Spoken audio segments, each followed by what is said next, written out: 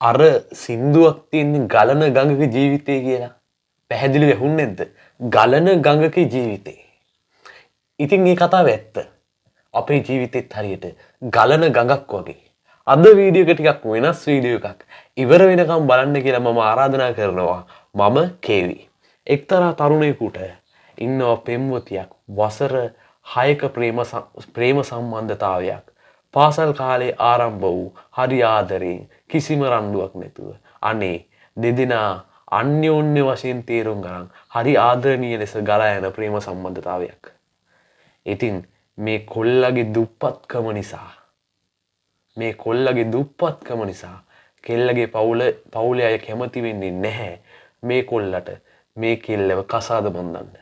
ඒ නිසා කෙල්ලගේ පවුලේ අය තීරණය කරනවා කෙල්ලව මේ ගැහැණු ළමයාව වෙනත් පුද්ගලයෙකුට වෙනත් පිරිමියෙකුට විවාහ කර දෙන්න.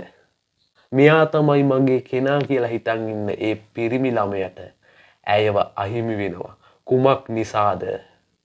මේ දුප්පත්කම නිසා. ඉතින් මේ මම රිවිව් කරේ සින්දුවක්. ඔයාලා අහලා ඇති මේ සින්දුව.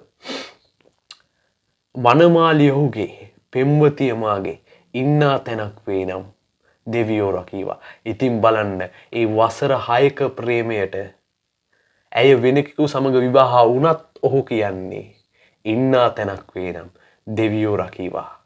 ඉතින් අපි කොච්චර හිතුවත් මේ ඉන්නේ අපේ අවසානම පුද්ගලයා අවසානම ප්‍රේමය කියලා.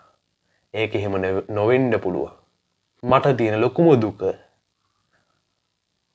ඇඟේ කොටසක්, ශරීරයේ කොටසක්, ආත්මයේ කොටසක් වගේ ඉන්න බැඳීම් හදාගත්තු පුද්ගලයෙක්, කාන්තාවක්, පිරිමියෙක් තවත් කෙටි කාලයකට පස්සේ ආගන්තුකයෙකු වනවා දැකීම තමා මට තියෙන ලොකුම දුක.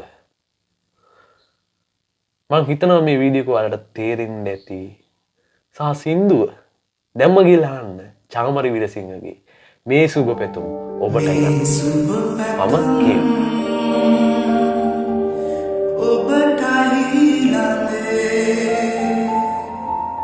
පිළිගනු ප්‍රේ